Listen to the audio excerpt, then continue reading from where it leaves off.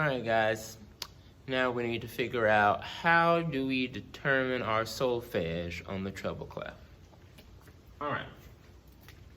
So I'm going to have my staff right here. Let me go ahead and put a treble clef. Good, looking good right there. Now, the first thing I need to do is I need to put a ledger line, or just an extra line right there. I'm gonna put a note. Let's put all whole notes. Let's put a note right there.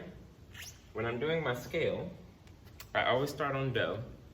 So, do, re, mi, fa, sol, la, ti, do, ti, la, sol, fa, mi, re, do. All right, so I'm gonna start on do. So I have my little ledger line right here. I'm gonna start with do.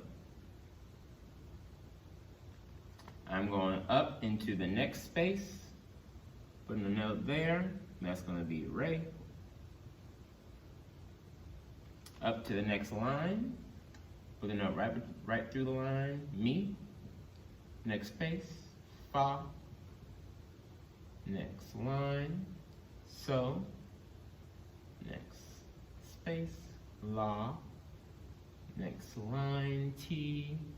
And then third space right there, I have do again. So that's low do and then high do. Sometimes you'll see a regular do like that, and then you'll have a do that has like a little apostrophe at the end. That means that that's high do. It's just telling you that that's high do. Sometimes, especially on the worksheets, you'll see where it says sol, S-O-L. It's the same thing as so. It's literally not different at all. It's just a different spelling. All right. So do, re, mi, fa, sol, la, ti, do. And if I wanted to go back down, I can go straight back down. Do, ti, la, sol, fa, mi, re. Gotta draw a ledger line to do. You need to get real used to looking at it and getting memorized just by movement. So you want to see like, oh, I start here, I go up one, I go up one, I go up one. If I didn't have a ray right there, and I see I have a note right here on this ledger line and a note right there on that line. Well, okay, I know I start on do, and I have a space right there. I'm going to skip that note, that will be re, and then I have the next line, that will be mi. You got to get, and then you'll get more used to being able to skip going mi, so, ti, or re, skipping up to fa, to la. You're going to get more used to that.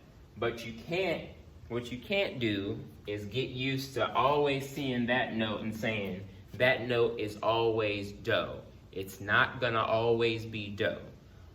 In my class, we use a thing called movable do, which means do can start on any note,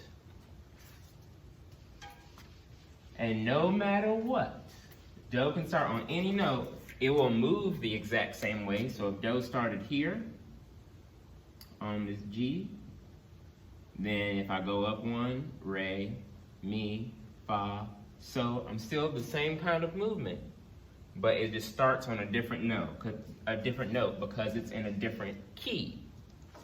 Now, when you're looking at the beginning of the music and you see something like this, where you see like 4/4, we talk about 4/4, that means you have 4 beats per measure and the quarter note gets the beat.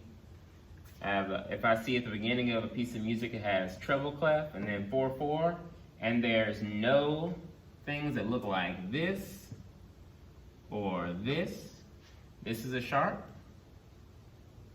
This is a flat. If I have nothing that looks like a sharp or a flat, if I see no sharps and I see no flats, I am in the key of C.